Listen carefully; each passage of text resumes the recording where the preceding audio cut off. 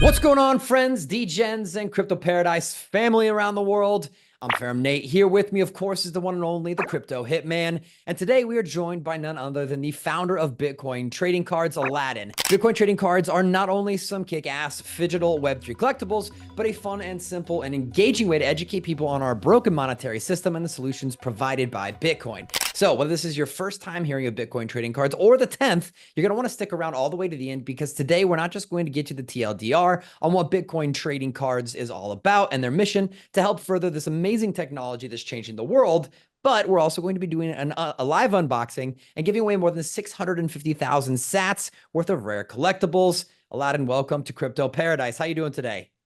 Doing great. Thanks for having me, guys. Yeah, absolutely. So we, Crypto Hitman and myself, were at Bitcoin Nashville a few weeks ago, and as soon as I saw the Bitcoin trading card booth, I knew Crypto Hitman was gonna definitely want to swing by there. If you've watched our channel at all, you know he's a huge collectibles guy. You can probably see some of the stuff in the background. He's got multiple graded cards and cool collectibles all around the place. Went over and had a chat with those guys. Everybody at the booth, which we now have found out are all volunteers, were super cool, knowledgeable about the project. We picked up some different cards and packs. I've already opened mine. I've got one sitting back here on my shelf. I got it framed up, a little Bitcoin card there. Yeah, Aladdin, super stoked to have you on today. Thanks for taking the time, and would love to hear about your history. How'd you get into crypto? How'd you get into Bitcoin? And what started Bitcoin trading cards? I love it. I'll try to shorten it up as much as possible for you because it's a long story. So I was born into a total hippie family. So anti-government, anti-taxes. Dad red pilled me very, very early on. So I used to be in the cannabis industry. As you can see back here, we have the Ganja brand trading cards. That was the first set of trading cards that I ever created. So being in the cannabis industry, trying to help out small mom and pop farms get branded and get out there once everything was going legal. And at the time, I had a couple young kids of my own, and the way the cannabis industry was going, I seen it from 1,000-foot view, and it was not going in a good direction at all. So I definitely jumped out of that one when I found Bitcoin 2016. The reason I was in cannabis more than anything is because it has so many benefits for the world, but the way that it was being overtaken by the big corporations, it was getting eaten alive, basically, the moment it started going legal. So I did not see a path for myself making a positive impact in the cannabis industry. So finding Bitcoin, it just was like everything I could have ever dreamed of, in the way of being able to work in something that has the positive impact I was looking for, and it being massively based and everything that I grew up believing in. So I just dove in. I sold my business in the cannabis industry and went full bore into Bitcoin. Um, Literally, like a lot of people, watching 10 hours of podcasts daily, digging into everything, learning about Web3, learning about cryptocurrencies, all of it. But everything kind of just brought me back to Bitcoin more than anything, for mainly the decentralization. There's a lot of different things being built in crypto on blockchains, but Bitcoin itself was the one that really captured me, because there's no one that I have to trust. I'm trusting the program. I'm trusting a massive group of people around the world that are putting this together and working towards confirming these transactions. And I just love the decentralization about Bitcoin more than anything. So that's where all of my focus went. And then I tried telling everyone about Bitcoin, and it wasn't really working very well, because then it goes into these red pill topics, and I'm having to break the news that everything they learned in school was a massive lie. And I'm not sure if I can cuss on here, so I'll keep my bad language down. Absolutely, go for it. All right, sweet. That helps. My wife has the mouth of a sailor, so it's really hard for me not to have a little bit of that myself. Um, yeah, it was multiple conversations with anyone and everyone that I knew. I was that guy, or I am that guy, that will open up the talk about Bitcoin at the cash register, checking out, getting milk, whatever it is. So it was not going very well. Not a lot of people really wanted to listen to what like Bitcoin was about, or anything that we're doing here. So I was trying to figure out how in the hell do I get people interested in not investing, because I'm definitely not a financial advisor in any way, more just like wake up, read a book, start to just open your mind and use some critical thinking, which is highly lacking across the entire world today. It's kind of amazing. It's a whole nother rabbit hole, but the cards were something for me to go, okay, how can I open up this conversation but not have to have a conversation? How can I give them something that can spark that interest maybe and get them fired up? And I've been an artist my entire life, so I always understood that um, the visual learning is the best learning that most people can possibly get, that just sparks that interest and gets them started. And then the cards on the back of each card has little cliff notes that describes just a very simple, full facts. There's no opinions in these cards, and just gives you a little tidbit to hopefully get you fired up. And you got 10 different cards in the pack, and they're all random. So you can get the Federal Reserve, you can get taxation, theft, I think you even got communism. a Max Kaiser in here We've somewhere. got Max Kaiser. Yeah, we've got lots of tidbits in the cards that hopefully can get them fired up. And these are conversations, again, that are just in a pack of trading cards. And the artwork, that usually is the one that starts to spark the interest and hopefully get them to flip it over. Um, so yeah, it was about 4 years of just brainstorming nonstop on this project before I ever actually came out with the first set. Yeah, I mean, trading cards and collectibles are something that's been around for a very long time. I mean, even the baseball cards is now, what is it, 100, 120 years from some of the most popular baseball cards they've had. And I think for investors and collectibles, I do collectibles because it kind of fuels my habit of wanting to shop, but I'm buying something that A, I enjoy, whether it's the artwork or whatever, but B, has an investment thesis to me similar to that of crypto. Some of these are scarce, they have limited runs or whatever it may be. I'm looking at the Bitcoin ones you gave away in Nashville, and these ones actually are out of 500 each. So there's only 500 of these exist. It footnotes that I was there as well because I received the cards, and they might have a resellable value in the future if we're right on Bitcoin. Bitcoin continues higher. If I'm right on Bitcoin trading cards, and your brand and your name and your brand awareness grows, well, there's gonna be more people looking to accumulate and collect all the cards you've produced in the past. And these OG cards are the ones that will appreciate in value as well. So that's why I like collectibles. It's something I like the artwork. I can put on display. I can tell a story, but also I don't feel terrible about it because if I ever get in tough times, I can usually resell them for some kind of attainable value. And many times they're actually appreciating in value as well. So that's why I'm in the space. That's why I also like the Bitcoin cards. This is the first time I saw the BTC trading cards. Haven't even opened any of my packs yet. I got all of them from Nashville still. But the first ones I got involved with was the Cardsmith's currency cards, Series 1, 2, and now they're in Series 3. You're starting to see them in GameStops. The value are really appreciating on those, and they are informing new potential investors about Bitcoin and cryptocurrencies. And I'm seeing a lot of the same things from you guys, except you guys are kind of still in the early days and might be that hidden gem that we like to look for in crypto tokens. You might be the hidden gem here with Bitcoin trading cards as well.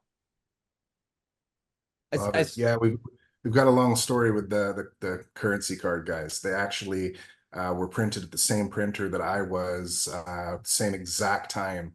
So there was this little thing happening at the same exact time as I was printing mine.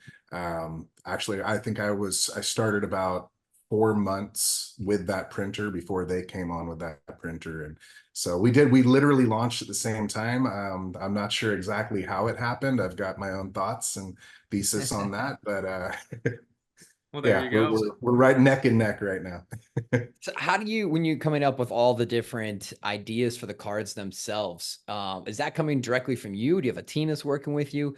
Because they're super creative. We're gonna unbox some here in a minute and take a look at some of these. But yeah, the artwork's amazing. The descriptions, as you mentioned, are not only factual but engaging, and some of them are pretty funny too. Yeah, I do all the conceptual work myself. So right now I've got a team of artists from around the world that I work with. It's been amazing being able to work with artists in Argentina. Indonesia is where Sam, one of the top artists I've been working with from the beginning.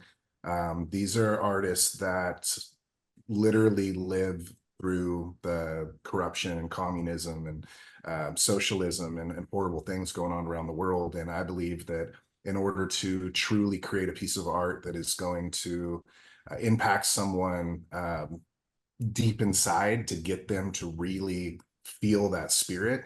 It needs to come from someone that puts that spirit into the card. So instead of working with people that are just getting paid fat amounts of money, they're used to living a really nice life. They're highly successful artists, which is great.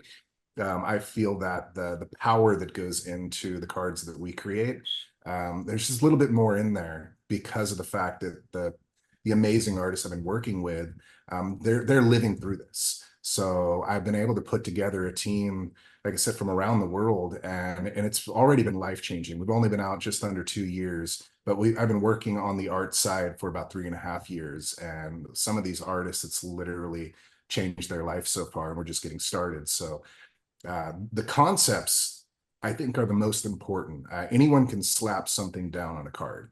Now with Mid-Journey and I mean, it's insane what they can come up with, what AI can come up with.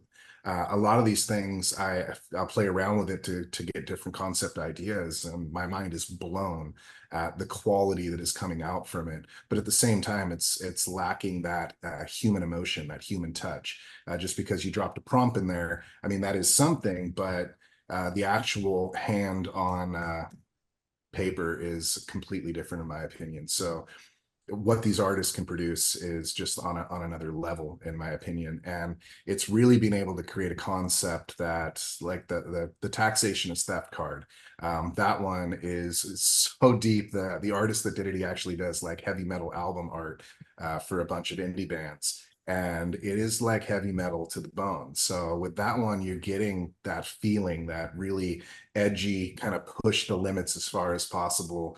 The man with getting his back stepped on, basically, and the wolves in sheep's clothing, and we're really able to push the limits extremely hard when it comes to having these artists actually like put their heart and soul into these cards. You mentioned something with the AI and a lot of these digital art projects and NFTs that that we see around nowadays. And I love the fact that you talked about having the actual physical card. The phygital experiences are becoming a real trend in Web3, and we're seeing things like concerts being more and more popular. I do you think that kind of getting out of the digital world back into the physical world aspect of collectibles has played into the comeback that we've seen? I know growing up as a kid, it was, your dads and uncles, they all collected baseball cards, but it kind of faded out for a while. But in the last maybe 5 years or so, and again, you guys are a lot more in tune with this market than I am, but from the outside looking in, it seemed like collectibles have made a huge explosion back into popularity in the last few years. Yeah, it happened in 2020. So when everyone was locked down, there wasn't a whole lot for them to do. So the hobby just blew up. Like I don't know. I think like never before in my research. I don't ever think there's been a resurgence like this in the history of the hobby. It's absolutely off the hook, beautiful. Seeing these communities come together, the trading card shows worldwide are just blowing up like crazy. I do think that it is the fact, in my opinion, when they locked everyone down, they pushed everyone apart from each other and tried to separate everyone. Having the not just physical interaction with the art itself, but the physical interaction with other human beings and being able to trade something physically, share it physically. It's one thing we can all show each other our phones, check out this art on my phone, but being able to actually hold that in your hand, the tangibility, I think, is something really special, and it's nostalgic. I think that's one big thing we're missing because now with social media and the way that everything is online, it's really hard to feel nostalgic with that. We get that nostalgic feeling from smells, from tastes, from different things that we've experienced physically in life. And it's very rarely that we're going to get that nostalgic feeling off of a video that we see. Or, I mean, maybe there's movies like Home Alone. I always get nostalgic when I watch Home Alone. There's different things like that that can bring us back. But I do think there is definitely something special to having that physical touch. And I'm sure, Crypto Hitman, when you rip a pack open, you smell it. Like that alone. You can't get that online. I Yeah, mean, we'll maybe touch on one day those. they'll have the little puffers that come out of your computer or something and give you that Yeah, feeling. But one of my authenticity things I do when I get Pokemon packs, like if I'm buying a sealed case from somebody or whatever, Pokemon packs always have the same smell. So it's funny that you mentioned that. Like a sealed Pokemon pack, when I open that box from Pokemon Center, it has a distinct smell that you can start to pick up on. And really, what you talked about the coming back of collectibles really did happen in COVID. A couple reasons. A, they locked us down, so people were getting into the hobby. They want to feel the nostalgia. They want to be part of a community. Also, B, people are looking for other side hustles and opportunities, and that came in the form of collectibles because now you're at home, you can do research, you can rip packs, you can get graded by PSA. But also, we had massive short printing on a lot of prints, whether it was in sports cards, especially in Pokemon cards and some of the Magic the Gathering cards, that allowed for a big discrepancy of supply and demand. If you could buy Pokemon off the shelf, you could literally go on eBay and sell it for 3x. So it got a bunch of different people involved, hobbyists, nostalgists, and just people like me who are entrepreneurs trying to make a flip, trying to make some extra income. And that's what really revitalized everything now that we see in the hobby. Now that COVID's over, the short printing is less limited, so you're losing some of the flippers. But with the surge of social media and the people going to the shows and talking about it, as well as companies getting smarter and doing short print runs and serial numbered cards, that is creating demand and desire for those assets as investable assets. We're seeing people chase rookies on the NFL already, and the season hasn't even started yet. And people will live trade these things as the season is going on, projecting people's out their future career and what they're going to be, because we're seeing, Tom Brady cards going for hundreds of thousands and millions of dollars. Now, then people flip to Mahomes, and now they're looking for that next big QB to stack up on. So it's really crazy, the revitalization of it. Obviously, I love it. I've always been a collector. And now on the investment side with crypto, I'm seeing a lot of similarities, and that's why you see a bunch of cards up on the wall. I do flipping, I do completing of sets and such of that nature. And really, the income from trading cards allows me to get what I really desire and what I really like, which I think is the goal for everybody in the space. yeah, I agree. Love the correlations between the scarcity with the cards and the scarcity with crypto. That just fits too perfectly. Speaking of, do we want to pop open a couple packs and Yeah, I got a check couple out here some of I'll the art? open. Yeah, I'll do the Genesis pack, which I think this was, kind of a freebie unlimited pack that you guys have. So I'm sure there's less major hits in this one, but this is something, probably on the So lower let me spectrum explain of that one real purchasing quick. power. So there's no actual hits in that other than the fact that you're hitting amazing education that gets people really started. So those were created because originally the whole, I mean, still the whole purpose of these cards is to educate people. But the problem was no one wanted to give away their cards. No one wanted to give away their packs. Even with my neighbor, I had to go to my neighbor because I'd been telling him about them forever. And I was like, all right, I'm going to hand you this pack, but you're going to rip it in front of me. Because if you pull like these certain cards, and I'm sorry, they're already going for so much money that I can't let you keep it. I'll give you another pack and you can rip that one in front of me. So these are the way for people to be able to pass these out. We've passed these out all over South America, all over the UK, all over, like they're going all over the world. So this is just a really simple, fun way for you to hand this to your waiter, to anybody and everybody, get them on that journey to the original conversation, but not have to worry about handing out a possible hit. Love that. Big hit. Love that. We'll still open it, even though there's no big hit, because I need to get spruce up on my education. Been in the space for a long time, but you start to forget some of the early concepts and why we're here to begin with. What's this guy? Which way we're here? What is So this? here's the top. So the first card is your static card. Okay. That'll be in every pack. Awesome. And it says why Bitcoin, the world is in a state of disarray with the broken monetary system at the core of many issues. Understanding both the problem and the solution is the golden ticket to thriving in the future. Bitcoin is a solution. Bitcoin trading card was created to be fun, simple, and engaging way to learn. So that is pretty awesome there. Let's take these sunglasses off so I can actually see the artwork. And then, yeah, we got some stuff that you would like to normally see. We got DCA, dollar cost averaging. We'll talk about how dollar cost averaging actually is one of the best investment theses for many people. Just buying blindly at once a day, once a week, or once a month, and not trying to worry about price. Many people get too emotional in this space. We have the Bitcoin Standard here. This is the Bitcoin Standard book. That's awesome. What's this guy from the artist? Blockchain. That's pretty sweet, though. This artwork's cool. I'm going to have to take a closer look later. Freedom. We got currency. This is what we all hope to be at the end of 2025 during this bull market. Too much money to know what to do with. Buy more BTC trading cards. Tyranny. This is kind Very of, important for people to understand. this is also very important for where we're leading into the presidential election and some of the policies we're seeing from, both sides, but one side more than others. So you don't want to make it political, but things are getting a little crazy out there for sure. And then we have only used by criminals. For those of you who don't know, when I first started in 2016, 2017, the government tried to get you away from Bitcoin because they said only criminals, drug dealers use it. At the time, obviously, that was one of the main use cases. But as we've seen, now the institutionals are on board. And this is why you have to pay attention to what people are doing and not what they're saying, because they're always going to want to make sure that they're getting the better end of the stick there. And then the last one is the resources. It looks like you got the Swan on there. Pretty sweet card. Maybe referencing the mining swan.com here. Do you Yeah, know a little bit Swan about? Bitcoin. So that's a Bitcoin exchange, Bitcoin only exchange, where they incentivize you as much as possible to cold storage your Bitcoin the moment you get it. It's Take not it off the not exchange and yeah, not your wallet, not your coins. We always say that if you straight can up. self-custodize, that is the way to do it. Use a ledger, use a treasure, whatever it is, and only have on sexes what you are trading. Obviously, you guys want to be speculators, degens, and trade. That's fine, but don't do that with the bulkier bags because those coins are at risk. We've seen Cryptopia collapse. We've seen Mt. Gox collapse. Mt. Gox is just now FTX. getting money. FTX, they're going to get some money back at the end of this year.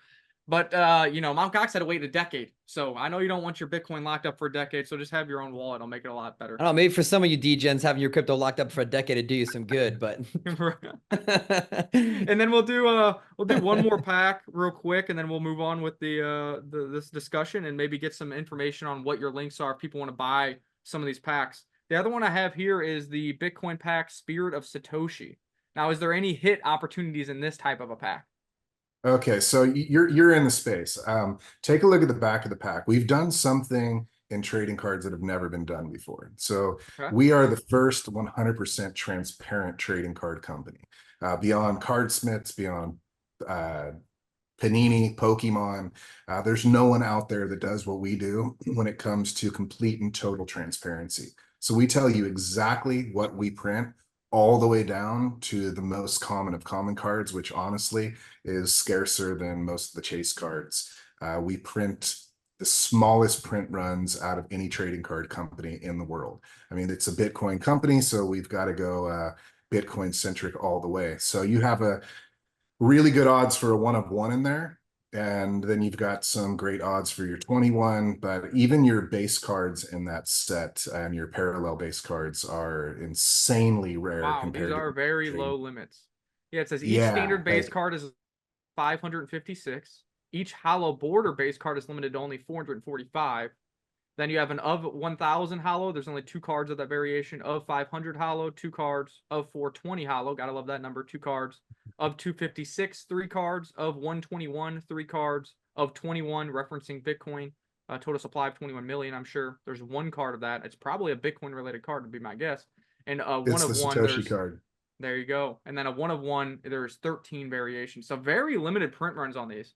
These are interesting because if this catches on, guys, or if Bitcoin continues to catch on, these are the type of cards that I would get graded by PSA and put on display and then see what happens in the future. And you could be one of the OGs for Bitcoin trading cards. Maybe eventually they'll make it to GameStop like we saw with Cardsmith and some of their currency series cards. Let's open Got a this lot and of see what things we in the get. works. So you're in the space. Have you ever heard of a one and done? Yeah, just like they come out with I think there's some one and dones out there right now in GameStop. Like there's some clown series. So you're saying just like a one and done, like they create one art series and it's kind of over. They're not doing more series. They're not doing No, anything the different than actual that. card itself. Oh, just So the it, artwork itself. the artwork itself, a card that has really no parallels, no commons, no bases. You pull that card, whether it's out of 500, out of 1,000, out of 21, whatever that number is, that's literally it. You will never see a parallel of that card ever again. So when you're holding an out of, let's say 500, you're truly holding an out of 500. Like those Nashville cards, those are one and dones. There are no Yep. parallels any kind. So if you hold one, you hold 1 of 500 and there will never ever be another one.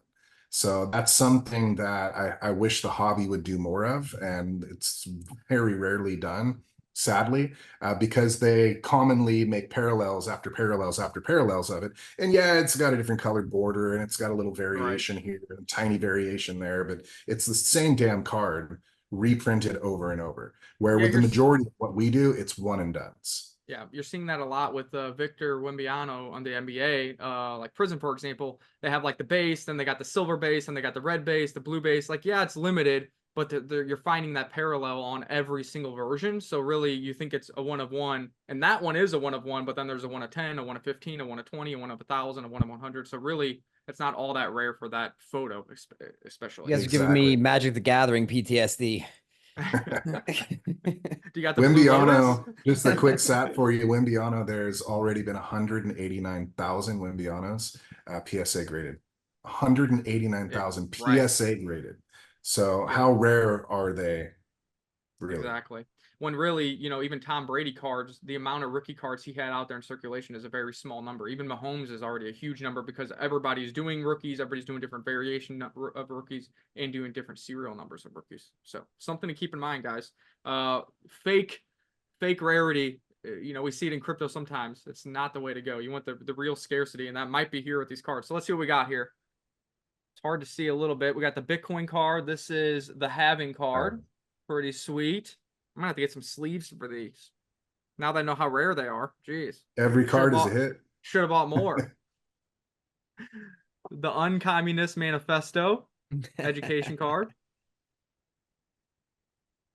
We got the Tyranny card, but this one obviously is from this set versus the Genesis set, so it does look a little bit different here. Bull market card, economics, learning what causes up into the right price chart that we see so commonly on Bitcoin, Ethereum, and some of the other large caps in crypto. A different version of that freedom card that we saw in the Genesis. So that is unalienable rights. Yes. So the freedom is a category.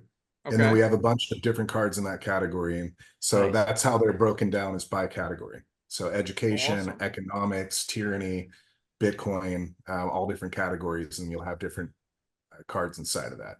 Well, this one looks interesting here. This looks like a cracked ice variation that I see in Pokemon, but here on these cards.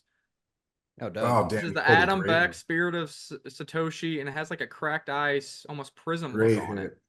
So that's got to be something. So look at the back of that card. It'll tell you right there. That's your number hit. Ranked number 90 of 121. Always look for your serial numbers there. That one's getting sleeved. Maybe that'll get PSA graded and put on my wall. There we go. We're live on stream. Gotta love it. Yeah, that's a hell of a hit. And then we have a Bitcoin Pizza Day. Everybody knows the infamous the guy spending 10,000 Bitcoin on 2 pizzas. This one does have a little bit of hollow edging here as well. So this might fall into that category. We have the Fear, Uncertainty, and Doubt card. Really sweet artwork. I don't know who did this artwork, but that is dope. It says FUD on the big bear there. Heck yeah. And this has the hollow border as well. And I might have to buy that off you for my crypto profile picture. That's my crypto my handle on Twitter is FUD Crypto. There you go. Oh, this one's cool. This is another hollow version dictatorship card. And has all the mainstream media on it. I know you can't really see it, but in the background, it has CNN, BBC News, NBC, CBS, Fox News. I mean, this rings very true to what we're seeing here in the political scene in the United States. And then lastly, speak no, hear no, see no evil on that one is probably my favorite concept I put out at all. Yeah, that is really cool. These are really cool artwork compared to, I know the currency cards from Cardsmith have got a lot of popularity, and they're in GameStop. That's probably why they're popular. The artwork in these is way more in depth and in tune with what's going on. And then the last one is, it says bear market. It's hard to see what's going on, but it looks like an apocalyptic scene going on in a cityscape. Maybe you have more insight to that. It also looks like there might be like a game. Crypto winter, right? So that is what you get. Crypto winter. So it's basically a frozen Wall Street while we're waiting for it. Crazy. Yeah, when I look closer, you can't. The bull is sitting on a throne waiting. Yeah, this is awesome. Wow, you guys will go in depth with this. Well, we wanted to open a couple packs. Those are the 2 packs I opened. One, I'm gonna have to read the Genesis cards, the education on the background, and then 2, I'm gonna need to get some sleeves because guys, I just hit an of 21 just like that. These are bought at Nashville, so this tells you another thing that's very important is you need to trust the card maker that you're not pulling all the hits out yourself. And I just got a hit from a random pack that I bought in Bitcoin Nashville. So I think that shows that the transparency on the back of the pack is actually portrayed in the realization that anybody has an opportunity with any pack to rip one of these good pulls. 100%. So a really good thing for people to know, we are the first print run we did it with the smaller printers, same ones as the currency cards, but I needed to upgrade to the best printer I could. And this is one of the reasons it took me 4 years to come out with this. Getting a really good printer is insanely difficult. So I did deep digging and worked my way up to the biggest printer in the entire world. And through some really creative thinking, I was able to finally reach one of the top executives at this company.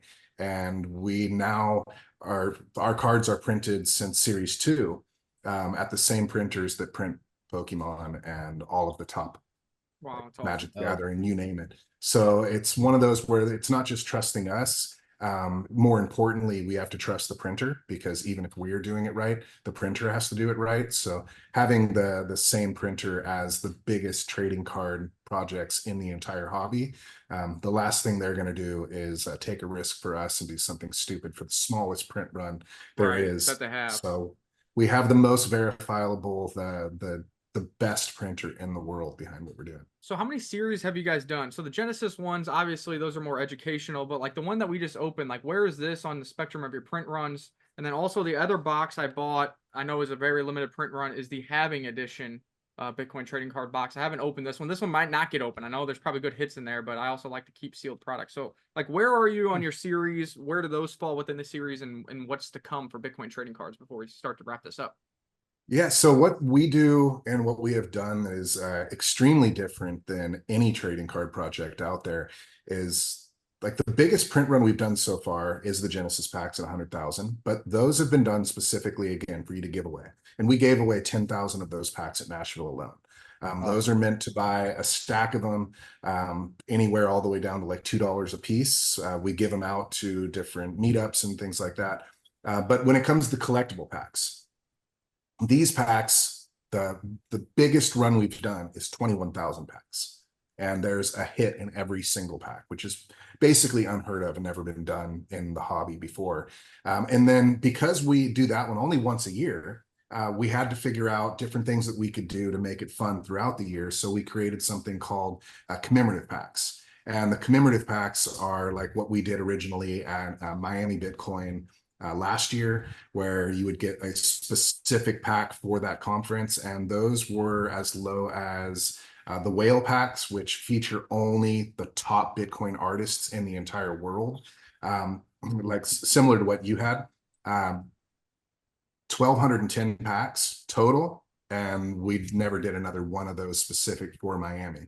So those are massively scarce. And then this one that you had, this is the halving edition whale pack. These come out once every 4 years. And there's only 3,125 packs of these once every 4 years. So it doesn't get any scarcer than this right there. And then there are 21 different Bitcoin artists in those packs. And those are all one and done, other than only one parallel, which is their one of one.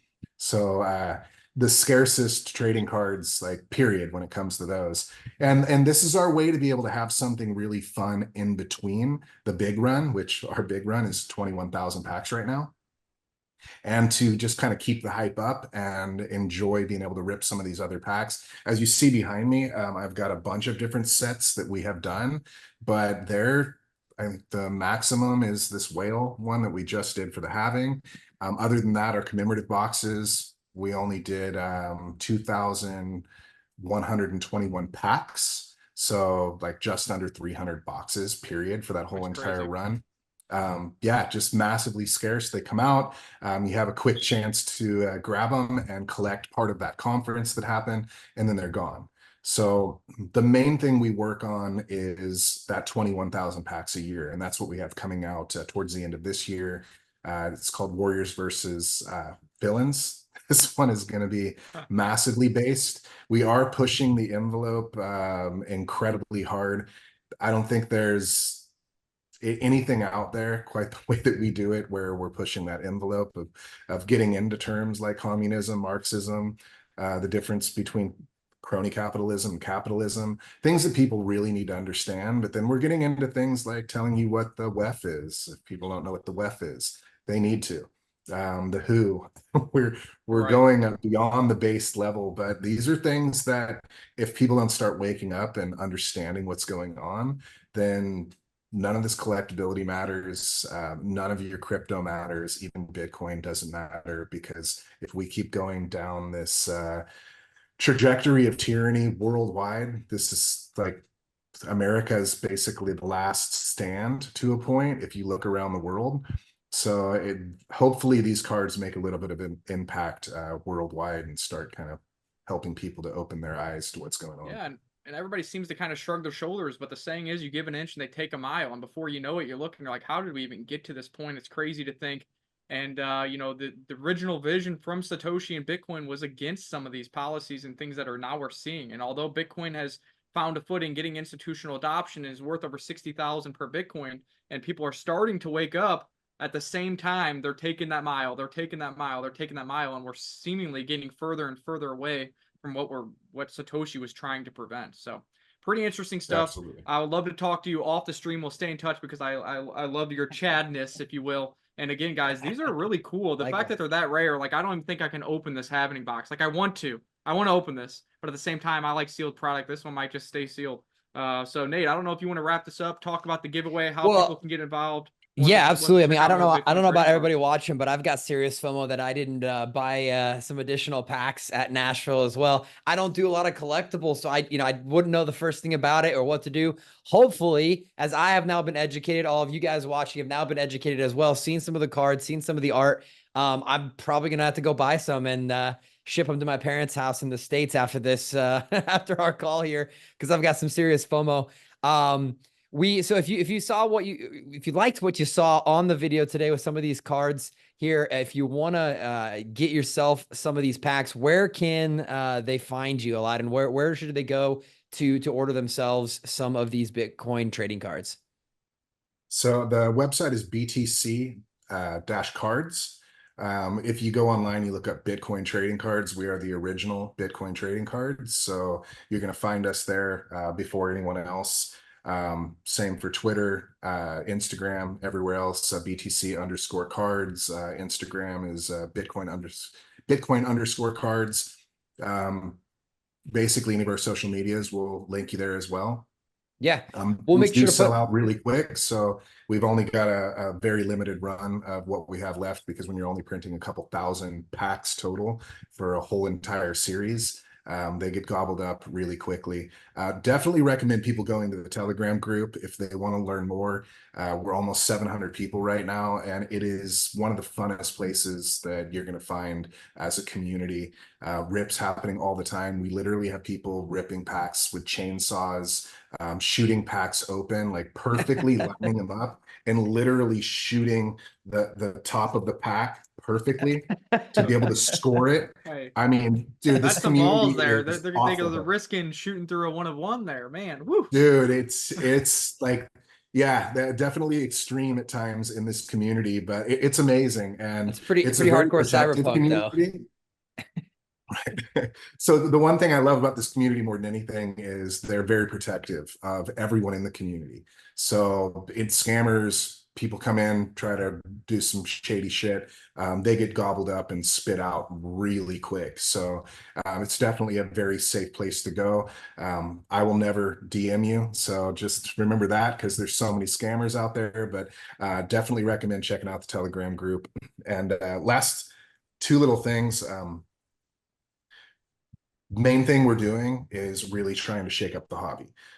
One of the things I didn't get to talk on, and I'll make it really short. The scary thing about the hobby is the way that they print things is very similar to the Federal Reserve.